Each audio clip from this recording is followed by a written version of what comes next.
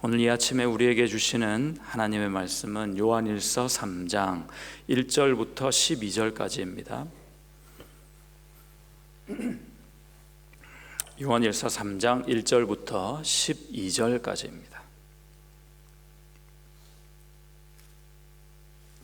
요한일서 3장 1절부터 12절까지를 제가 읽기를 시작합니다. 보라, 아버지께서 어떠한 사랑을 우리에게 베푸사 하나님의 자녀라 일컬음을 받게 하셨는가. 우리가 그러하도다. 그러므로 세상이 우리를 알지 못함은 그를 알지 못함이라. 사랑하는 자들아, 우리가 지금은 하나님의 자녀라. 장래에 어떻게 될지는 아직 나타나지 아니하였으나 그가 나타나시면 우리가 그와 같을 줄을 아는 것은 그의 참모습 그대로 볼 것이기 때문이니, 주를 향하여 이 소망을 가진 자마다 그의 깨끗하심과 같이 자기를 깨끗하게 하느니라. 죄를 짓는 자마다 불법을 행하나니 죄는 불법이라. 그가 우리 죄를 없애려고 나타나신 것을 너희가 아나니 그에게는 죄가 없느니라. 그 안에 거하는 자마다 범죄하지 아니하나니 범죄하는 자마다 그를 보지도 못하였고 그를 알지도 못하였느니라. 자녀들아, 아무도 너희를 미혹하지 못하게 하라. 의를 행하는 자는 그의 의로우심과 같이 의롭고 죄를 짓는 자는 마귀에게 속하나니 마귀는 처음부터 범죄함이라. 하나님의 아들이 나타나신 것은 마귀의 일을 멸하려 하심이라. 하나님께로부터 난 자마다 죄를 짓지 아니하나니 이는 하나님의 씨가 그의 속에 거함이요 그도 범죄하지 못하는 것은 하나님께로부터 났음이라. 이러므로 하나님의 자녀들과 마귀의 자녀들이 드러나나니 무릇 의를 행하지 아니하는 자나 또는 그 형제를 사랑하지 아니하는 자는 하나님께 속하지 아니하니라. 우리는 서로 사랑할지니 이는 너희가 처음부터 들은 소식이라. 가인같이 하지 말라. 그는 악한 자에게 속하여 그 아우를 죽였으니 어떤 이유로 죽였느냐? 자기의 행위는 악하고 그의 아우의 행위는 의로움이라. 아멘. 예.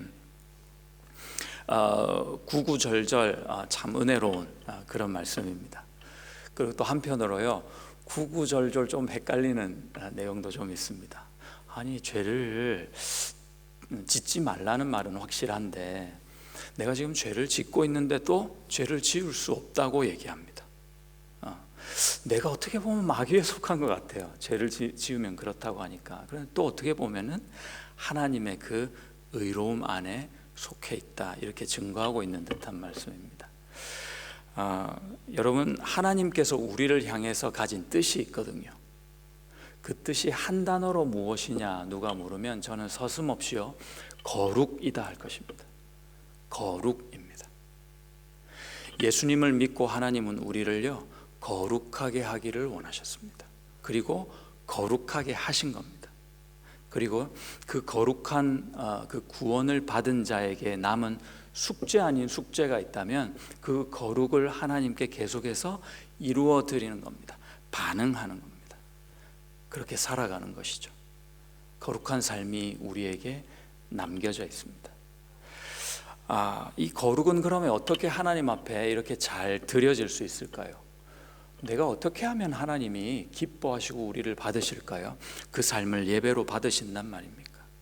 답은요, 간단합니다. 믿음입니다.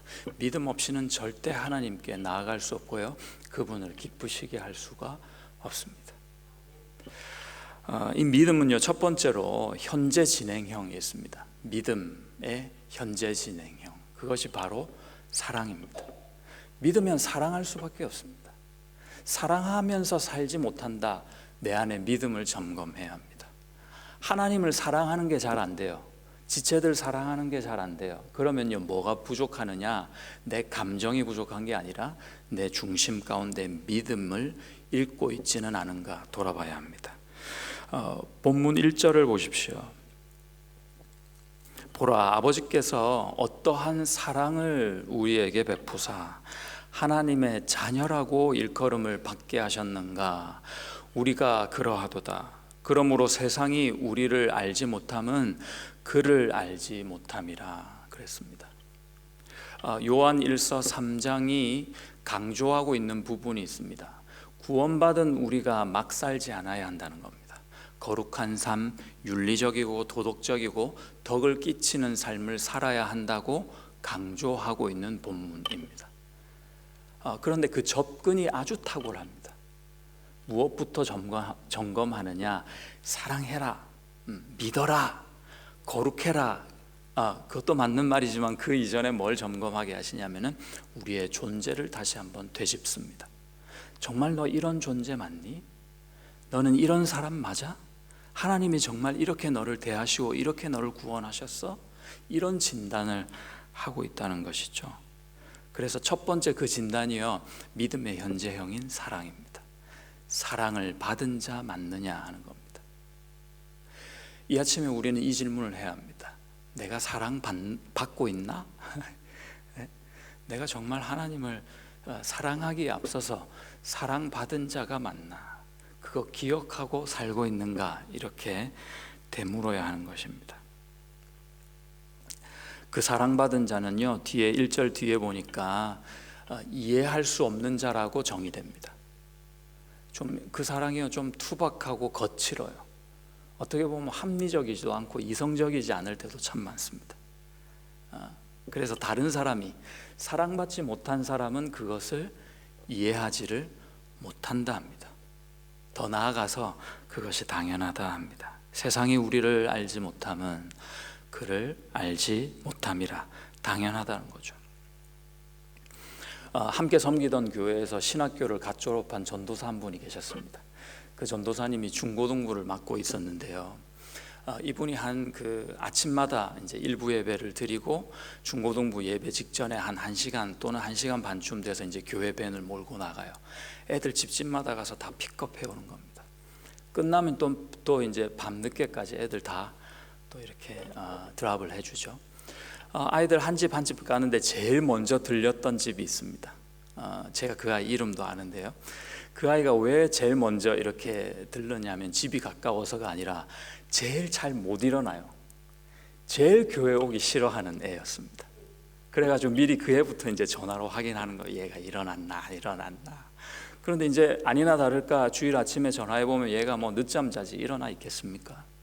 이 전도사님 어떻게 하냐면은 다른 애를 또 데리고 와서 또 그 앞에 가요. 그러니까 1시간 반이 필요한 거예요. 그래, 야 전화 좀 넣어봐라. 안 일어나면은 다른 아이들 또 시키고 전화해가지고 누구한테 전화하라 그러고 도대체 잠을 잘 수 없을 만큼 만드는 거예요. 전화기를 꺼놨다 싶으면은 그 다음 작전이 뭐냐면은 엄마한테 전화하는 겁니다. 제가 그 어머니를 아는데 예수님 안 믿고 교회 안 나오시는 분입니다.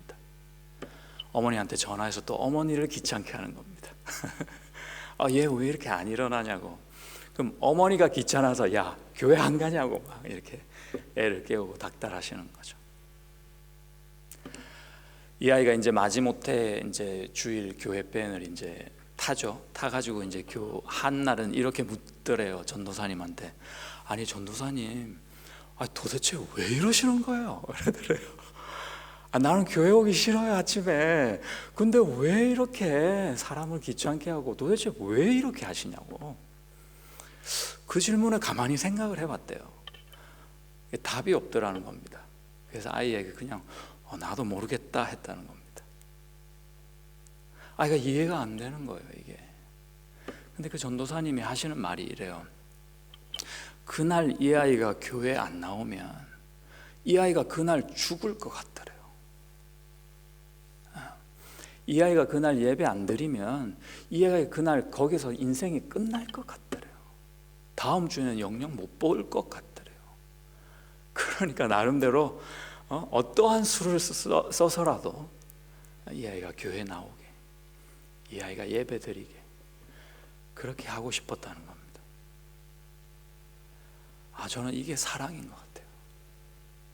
투박하고 거칠지만 도대체 왜 그러는 거예요? 이렇게 세상 사람들, 예수님을 모르는 자들은 질문을 할지언정 나는 어쩔 수 없는 거죠. 안 하고는 못 견디겠는 거예요 내가. 여러분도 이렇게 이해할 수 없는, 저 사람이 도대체 뭐 때문에 저러나, 이런 질문 공세를 좀 받으실 수 있기를 축복합니다.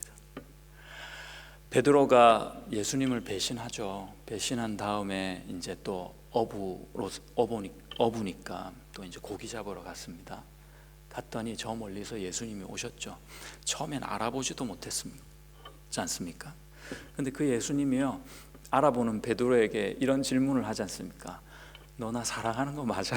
그래요. 너 나 사랑해? 그래요. 베드로가 첫 질문에는요, 사랑하죠. 근데 똑같은 질문을 눈을 이렇게 보시면서 또 하는 겁니다. 정말 사랑해? 그랬더니 마음이 좀 이렇게 힘든 거죠. 글쎄요. 아마 그런 마음이 들었을 겁니다. 내가 가만 생각해 보니까 사랑한다면 어떻게 그 예수님께 등 돌리고 그 예수님을 배반할 수 있을까 싶었던 것일지도 모르겠습니다. 그런데 세 번째 또 질문을 던집니다. 똑같은 질문이죠. 정말 네가 하고 있는 그것이 사랑이냐? 이렇게 물어보십니다. 사랑하는 게 맞냐고 그랬더니 베드로가 대답 못할 지경에까지 갔는지도 모르겠습니다. 그런데요, 이 베드로가 참 한편으로 훌륭한 게 이겁니다. 답이 사랑합니다. 어떤 사랑이 되었든 나는 주님을 사랑합니다. 내 안에 내 형편을 보고 내 상황을 보고 내 인간됨을 볼 때 사랑한다 말할 수 없는 계제가 많은데, 그럼에도 내 안에 숨길 수 없는 사랑이 있습니다. 주님 잘 모르겠습니다. 저는 사랑하는 것 같아요. 주님이 하시지 않습니까? 이렇게 대답을 합니다. 여러분, 우리는 주님을 사랑하고 있을까요? 아멘이세요? 여러분, 정말 우리가 주님을 사랑하나요? 우리가 정말 주님을 바라보면서 하는 그것이 사랑 맞냐고요? 그 사랑으로 우리가 섬기고 있나요? 그 사랑으로 내가 봉사합니까? 그 사랑으로 여러분 예배드리세요? 우리가 그 사랑으로 정말 기도하나요? 저는 정말 하나님 사랑하는 마음에 지금 여기서 말씀을 전하고 있는 걸까요? 나를 사랑하느냐? 오늘 우리에게 질문을 하고 계신 듯합니다. 두 번째, 믿음은요, 미래형 시제가 있습니다. 믿음의 미래형 시제는 소망입니다. 보이지 않지만 보이는 것, 간절히 바라며 약속만 붙들고 나아가는 그 믿음, 그것이 소망의 다른 모습 아니겠습니까? 2절을 보십시오. 사랑하는 자들아, 우리가 지금은 하나님의 자녀라. 장래에 어떻게 될지는 아직 나타나지 아니하였으나 그가 나타나시면 우리가 그와 같을 줄을 아는 것은 그의 참모습 그대로 볼 것이기 때문이니. 3절, 주를 향하여 이 소망을 가진 자마다 그의 깨끗하심과 같이 자기를 깨끗하게 하느니라. 우린 다 깨끗하기를 원합니다. 거룩해지기를 원합니다. 정말 거룩을 살아드리고 싶습니다. 근데 잘 안 되잖아요. 거룩해야지 한다고 그게 잘 됩니까? 안 됩니다. 앞에서 말씀드렸던 것처럼 내가 사랑할 때 거룩이 완성됩니다. 그리고 내가 하나님 아버지 앞에서 하나님을 소망하는 마음이 있을 때 거룩은 자연히 따라오게 됩니다. 이 거룩이 2절 3절 말씀에는 소망으로 이루어진다 하는 말씀이죠. 예수님을 정말 사랑하는데 함께 있어도 그리운 그 예수님이 지금 내 옆에 없어요. 그러면 내 감정이 어떨까요? 그립죠. 보고 싶죠. 그 감정 상태가 주님을 소망하는 자의 마음입니다. 내가 어제를 살고 오늘을 시작하는 그런 삶을 시작했는데 내 안에 주님을 향한 그리움이 없는데 주의 이름으로 무엇을 한다? 이게 있을 수 없는 일이거든요. 결과는 뻔해질 수밖에 없습니다. 금방 지칩니다. 금방 좌냐 우냐 가리면서 판단하기 나름입니다. 사람이 보일 겁니다. 세상이 더 크게 보일 수밖에 없죠. 그 소망이 없으니까요. 오늘 2절에서 그와 같이 될 것이다 이렇게 얘기합니다. 여러분, 우리가요 예수님 다시 오시는 날 주님과 같이 된답니다. 뭐 그러겠지 하면은 우리 안에 소망이 없는 거죠. 이 가슴이 뛰는 얘기 아닙니까? 주님과 같이 된다니, 내가 도대체 어떤 존재인데 그 주님과 같이 된다는 말인가? 이 소망이 사라질 때 우리가 처해 있는 상황은 너무 크게 보입니다. 그러니까 불평하죠. 이 소망이 사라질 때 우리 주위의 사람들이 너무 크게 보여서요, 그 사람들 때문에 늘 불안합니다. 이 소망이, 예수님을 보고자 하는 그 소망, 예수님과 같게 된다는 이 소망이 사라지니 눈에 보이는 것만 보이고 그것이 다인 줄 착각하게 됩니다. 눈에 보이는 것만 보이면 예수 믿는 사람은 불행할 수밖에 없습니다. 그렇게 지음받지를 못했거든요. 눈에 보이지 않는 것으로 만족하도록 인간이 지음받았는데, 그 하나님을 바라보면서 살도록 지음받았는데 보이는 것만 보이고 그것으로만 만족하려고 하니 불행한 인생을 사는 것입니다. 해답은 간단합니다. 예수님께 돌아가야 합니다. 예수님을 정말로 믿어야 합니다. 그 예수님이 오신 이유는 두 가지인데요, 5절에 보시면 그가 우리 죄를 없애려고 나타나셨다 합니다. 사람 앞에서야 우리가 죄 없는 양 살 수 있습니다. 그렇게 보여질 수 있습니다. 이 단에 서서야 누가 거룩하게 안 보이겠습니까? 여러분, 아무도 없을 때요 몰래 단에 한번 서보십시오. 나도 거룩해질 수 있습니다. 여기서 기도하면야 누가 크게 기도 못하겠습니까? 누가 잘 준비해서 말씀 못 전할까요? 그런데 내 진가는 어디서 나타납니까? 내가 아무리 목사라도 여기 있는 사람이 혼자 있을 때 뭘 하냐, 혼자 있을 때 무엇을 추구하느냐가 내 면목 아니겠습니까? 우리 마음 가운데 얼마나 악독한 마음들이 많이 생겨납니까? 내가 얼마나 음란한 생각을 많이 합니까? 내가 얼마나 교만한지 모릅니다. 다 그냥 내가 판단거리지 사랑의 대상이 그렇게 자주 됩니까? 그게 잘 안 되잖아요. 마치 지옥의 무저갱에서 피어 나오는 어떤 연기같이 내가 입만 열면 죄고 생각만 하면 악 아닙니까? 그런데 이런 내가 예수님 때문에 구원을 받고 결국 주님과 같이 된다고 하니 이게 감격스러운 거 아닙니까? 그분은 죄가 없으신데 우리의 죄를 대신 지시려고 오셔서 십자가 지시고 죽으신 것이죠. 우리가 그 예수님을 바라보고 사랑한다 고백하는 것입니다. 이 예수님이요, 두 번째 이 세상에 오신 이유가 8절에 보십시오. 죄를 짓는 자는 마귀에게 속하나니 마귀는 처음부터 범죄함이라. 하나님의 아들이 나타나신 것은 마귀의 일을 멸하려 하심이라. 그냥 죄를 지으면 행위에서 끝나지 않습니다, 여러분. 그 행위, 그 죄, 내가 지은 악은요, 내가 생각하는 그 악을 틈타고 사탄이 우리를 이렇게 지배력을 행사하게 됩니다. 내가 죄를 짓는다는 것은요, 사탄에게 작은 창문 하나를 열어주는 겁니다. 마귀가 그 창문을 틈타고 우리 집에 들어오는 거예요.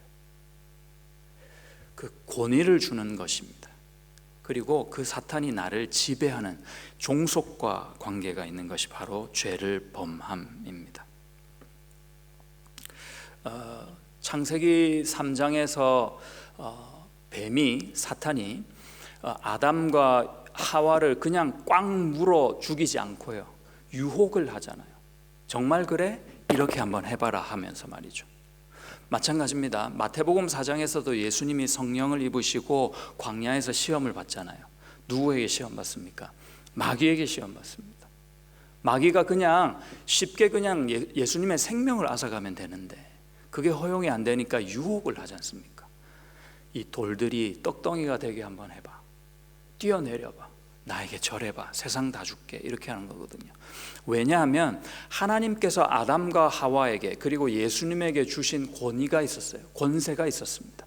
그런데 마귀에게 넘어가고 유혹을 받고 실패하는 그 순간 그 권위와 권세를 고스란히 마귀가 가져오는 거예요.